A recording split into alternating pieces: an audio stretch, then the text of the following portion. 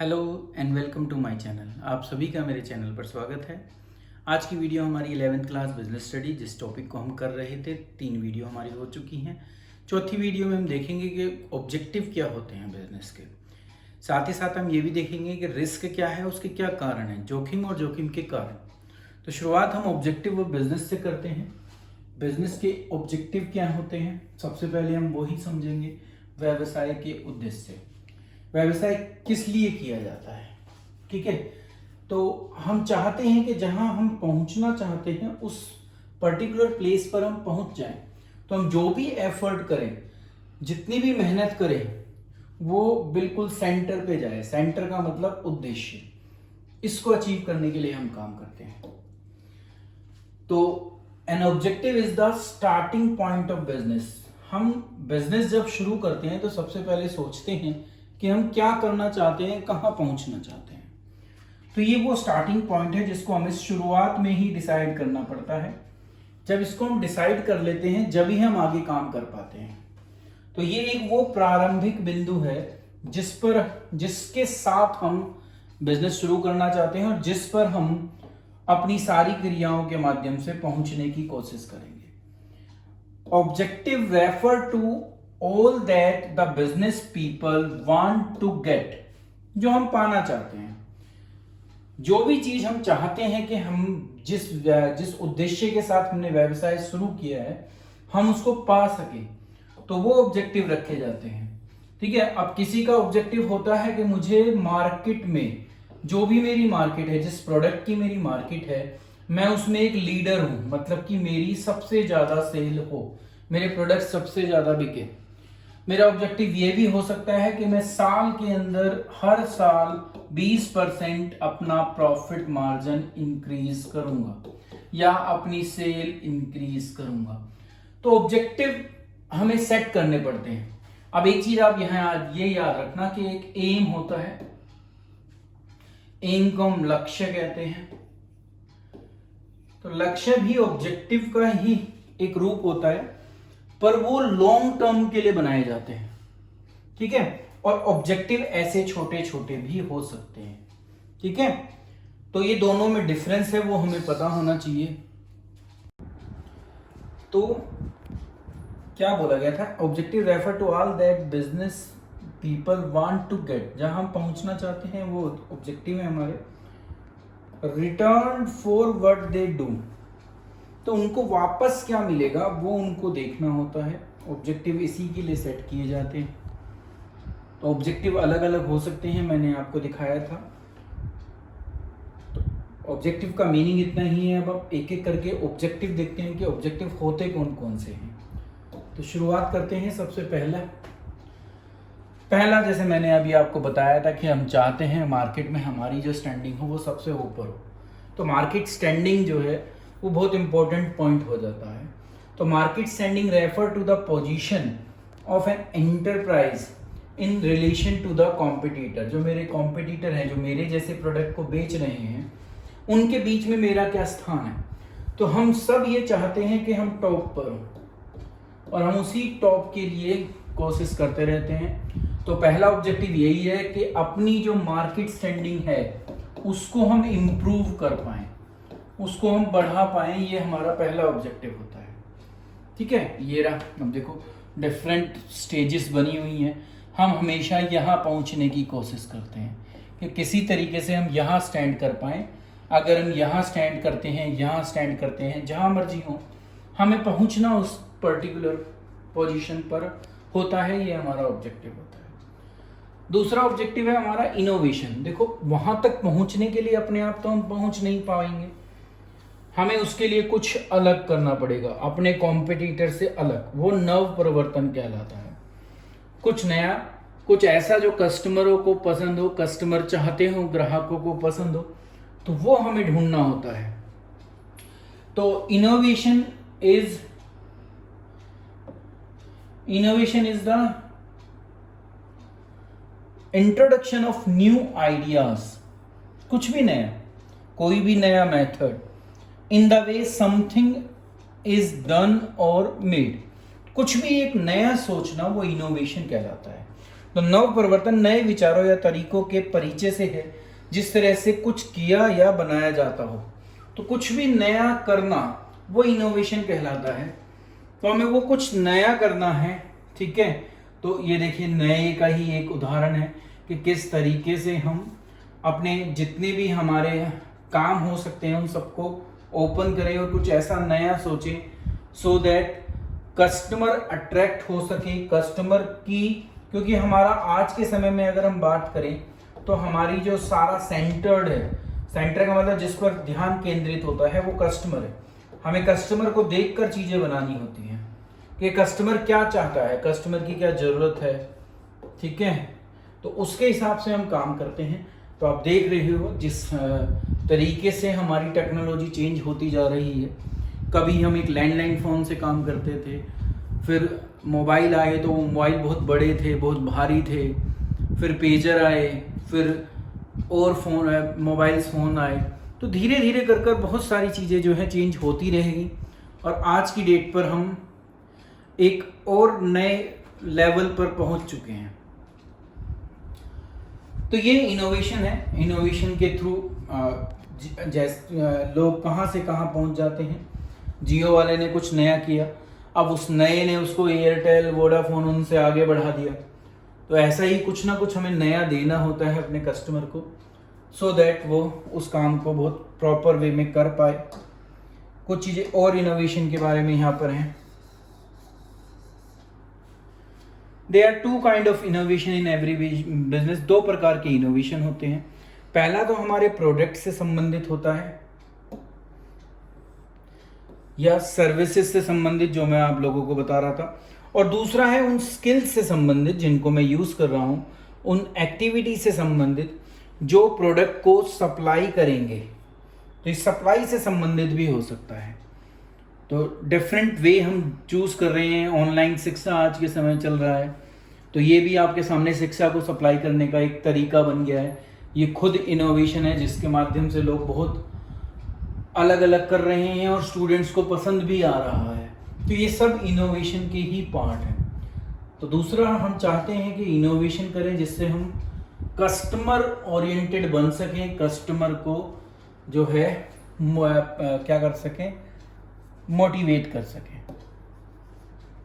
Next आता है productivity, उत्पादकता। प्रोडक्टिविटी जो होता है इसका जो मेन संबंध होता है वो हमारे एम्प्लॉयज से संबंधित होता है। तो जब हम बिजनेस करें तो हम चाहते हैं कि हमारा एम्प्लॉय अपना बेस्ट दे, जो उसके अंदर बेस्ट कैपेबिलिटी है वो उसका पूरा यूज करे। ये हम चाहते हैं और हर बिजनेस ये कोशिश भी करता है कि वो अपने एम्प्लॉय से वो बेस्ट निकलवा पाए। In order to ensure continuous survival, अगर हम मार्केट में जीवित रहना चाहते हैं, मतलब अपने बिजनेस को चलाना चाहते हैं और अपने बिजनेस को आगे बढ़ाना चाहते हैं, प्रोग्रेस करना चाहते हैं, every enterprises must aim at greater productivity. उसको प्रोडक्टिविटी बढ़ानी ही पड़ेगी, अपने एम्प्लॉय की बेस्ट कैपेबिलिटी को यूज करना ही पड़ेगा। तो जो भी रिसोर्सेज हमारे पास हैं मैं उनका सबसे अच्छा यूज कर पाऊं, ये हमारा मेन मोटिव होता है। तो हमें उत्पादकता को अधिक से अधिक करना है, ये हमारा एक लक्ष्य होता है, ऑब्जेक्टिव होता है। ऑब्वियसली यहाँ अगर एम्प्लॉय है किसी भी रूप में, एम्प्लॉय हो, माल हो, कुछ भी हो, हम चाहते हैं कि वो इंक्रीज कर कर वहां पहुंचे, इससे ऊपर का लेवल है तो वहां तक पहुंचे। तो हमें एम्प्लॉय को उसकी मैक्सिमम लेवल की तरफ लेके चलना है, अपने संसाधनों को मैक्सिमम लेवल तक यूज करने की तरफ चलना है, ये एक हमारा ऑब्जेक्टिव होता है। नेक्स्ट आया फिजिकल एंड फाइनेंशियल रिसोर्सेज, जिसको कहते हैं भौतिक और वित्तीय संसाधन। जरूरी है आप दोनों के लिए। एम्प्लॉय अपने आप में फिजिकल है, पैसा फाइनेंशियल होता है, तो इन दोनों की जरूरत हमें होती है अपने व्यवसाय को आगे बढ़ाने के लिए।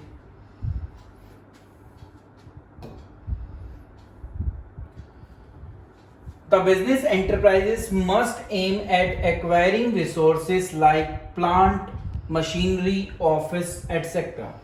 सारी चीजें ये फिजिकल रिसोर्सेज हैं, ठीक है। उसी के साथ एम्प्लॉय भी, उसकी जो वर्कमैन पावर है वो भी, और साथ ही साथ फाइनेंशियल रिसोर्सेज, ये सब चाहिए हमें, जिसके अंदर फंड्स, पैसा आता है अकॉर्डिंग टू द रिक्वायरमेंट। जितने की जरूरत है, ये बात याद रखना बस, यहाँ पर जितने की जरूरत है उतना मेरे पास होना चाहिए, और उसको मैं सबसे अच्छे तरीके से उपयोग भी कर पाऊँ, ये भी मुझे देखना है।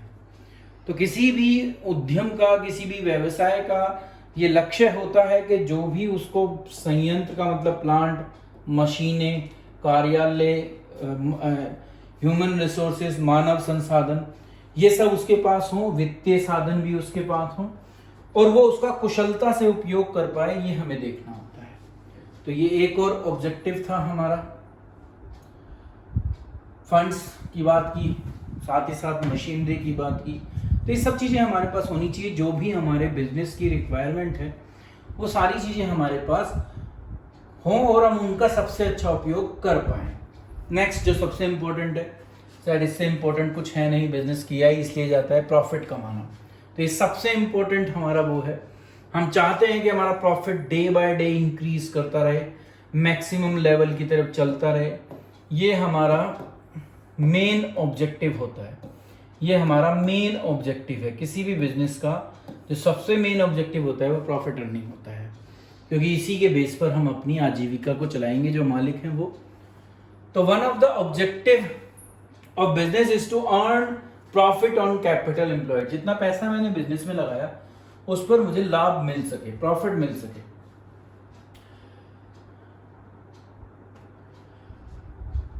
तो नियोजित पूंजी पर मुनाफा कमाना हमारा मेन ऑब्जेक्टिव होता है। Every business must earn reasonable profit, उसको इतना प्रॉफिट जरूर मिले सो दैट जो उसके खर्चे हैं वो पूरे हो सके, और उस खर्चे को पूरे करने को ही हम सर्वाइवल कहते हैं। तो शुरुआत में हम सर्वाइवल चाहते हैं, जब सर्वाइवल होने लगे तो फिर हम ग्रोथ की सोचते हैं कि हम अपना विकास कैसे कर सकें। तो शुरुआत में हमें अपना अस्तित्व बचाना होता है, ठीक है। जब अस्तित्व बच जाता है तो फिर विकास की तरफ चलते हैं। ये कुछ ऑब्जेक्टिव्स हैं, मतलब प्रॉफिट से रिलेटेड बातें हैं कि हमें प्रॉफिट की तरफ इतना ज़्यादा ध्यान क्यों लगाना चाहिए, प्रॉफिट हमारा एसेंशियल ऑब्जेक्टिव क्यों है। तो ये क्वेश्चन कई बार आया हुआ है 3 से 4 मार्क्स का, तो ये आपको थोड़ा ढंग से समझना है, क्योंकि वो हमसे पूछते हैं कि प्रॉफिट जो है वो मेन मोटिव क्यों है, इसके रीज़न बताओ। तो एसेंशियल क्यों है वो ऑब्जेक्टिव, इसके रीज़न मैंने यहाँ दे रखे हैं आपको। तो 4 मार्क्स में आएगा, 4 लिखने होंगे, मैंने 5 ले रखे हैं, 4 से ऊपर कभी आएगा नहीं। पहला है कि it is a source of income for business person, ये मैं आपको बता ही रहा था। जिसने उसमें पैसा लगा रखा है उसका आय कमाने का साधन क्या होता है, प्रॉफिट ही है। तो इसलिए उसकी रोजी रोटी का वो एक साधन है, तो वो पैसा उसको मिलना ही चाहिए। तो आय का एक स्रोत है। नेक्स्ट पर चले तो it can B a source of finance for meeting expansion requirement of business. अगर मैं प्रॉफिट अच्छा कमा रहा हूं और मैं अपने व्यवसाय को और विस्तार करना चाहता हूं, आगे बढ़ाना चाहता हूं, तो जब मैं विस्तार करना चाहता हूं तो मुझे पैसे की जरूरत होगी। तो अगर व्यवसाय में प्रॉफिट हो तो मुझे किसी से पैसे लेने की जरूरत नहीं है। अभी हमने पीछे पढ़ा था ना फाइनेंस, तो फिर फाइनेंस की जरूरत नहीं है, पैसा मेरे पास मेरे बिजनेस में प्रॉफिट के रूप में पड़ा है। तो व्यवसाय को अगर एक्सपेंड करना है तो भी पैसे की जरूरत पड़ती है। तो ये एक सोर्स ऑफ फाइनेंस के रूप में भी काम करता है, वित्त का एक स्रोत होता है, और ऐसा स्रोत होता है जिसपे आपको ना ब्याज देना, ना लाभांश देना, कुछ नहीं देना किसी को। तो ये सबसे फ्री ऑफ कॉस्ट वाला स्रोत होता है, तो ये बहुत जरूरी होता है।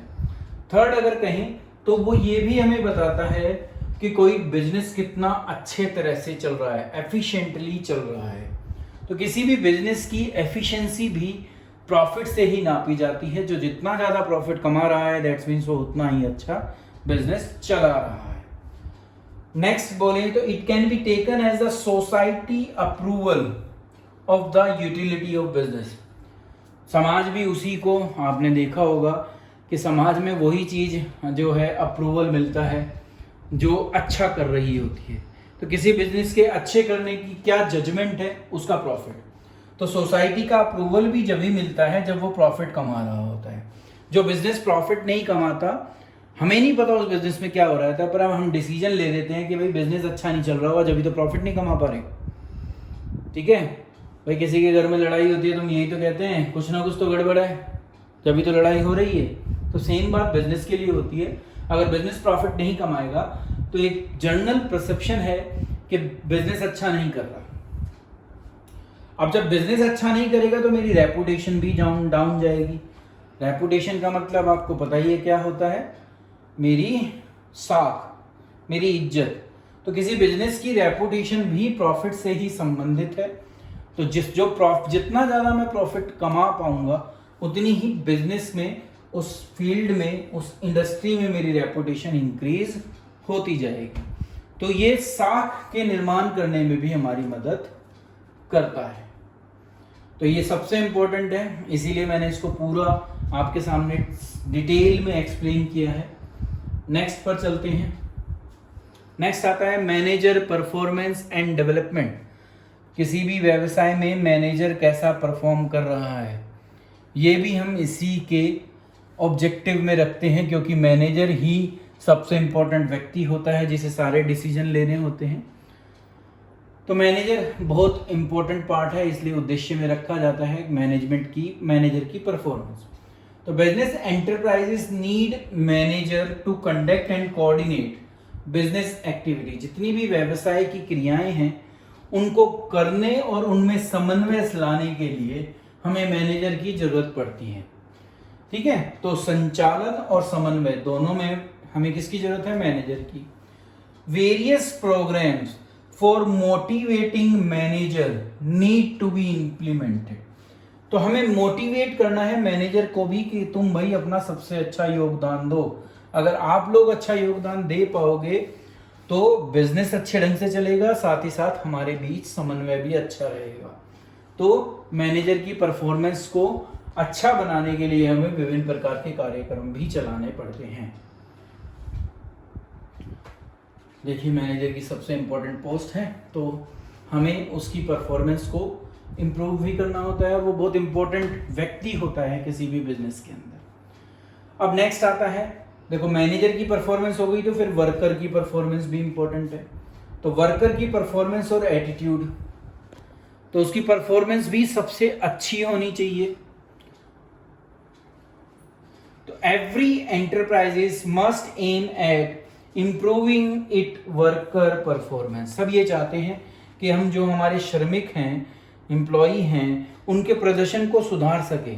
इसे श्रमिकों की ओर से सकारात्मक दृष्टिकोण सुनिश्चित करना। एटीट्यूड की बात की थी ना, एटीट्यूड का मतलब होता है कि उनके दृष्टिकोण को सुधारा जा सके, वो उस तरफ उन्हें लेके जाया जा सके कि वो पॉजिटिव सोचें। तो उनका एटीट्यूड पॉजिटिव होना चाहिए और वो अच्छे तरीके से काम करें, ये बहुत जरूरी है। तो पॉजिटिव एटीट्यूड के साथ अगर हम काम करेंगे तो हम सारे काम अच्छे कर पाएंगे। देखिए motivated to grow and learn, वो अच्छा सीख पाए उसके लिए उसे मोटिवेट करना है। वो अपने आप काम करे इसके लिए उसको तैयार करना है।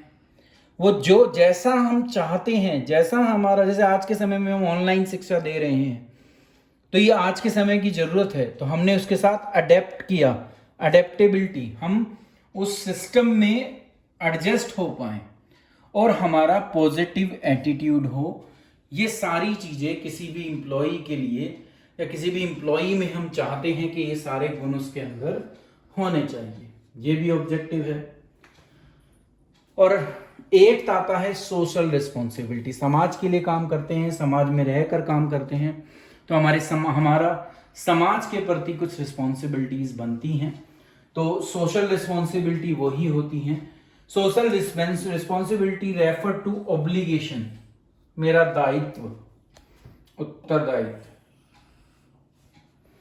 Of business firm to contribute resources for solving social problem, जैसे पोल्यूशन, ठीक है, जैसे वर्कर को उचित वेतन।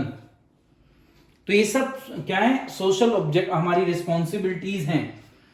तो हमें इनको भी फुलफिल करना होता है जैसा समाज हमसे चाहता है। देखिए सोशली डिजायरेबल मैनर का मतलब है जैसी समाज की आशा है हमारे व्यवसाय से, हम उस तरीके से उन प्रॉब्लम को सॉल्व कर पाए। तो हमें पोल्यूशन नहीं फैलाना, तो ये फिगर आपको वो सब बता रही है कि हमें जो भी सोसाइटी, जो समाज हमारे से जुड़ा हुआ है, हमें उसे सेफ एनवायरनमेंट देना है, पोल्यूशन फ्री एनवायरनमेंट देना है, ठीक है। उनको जो है रोजगार देना है, एम्प्लॉयमेंट देनी है, उनको जस्टिफिकेबल सैलरी देनी है। तो ये सब हमारे सोशल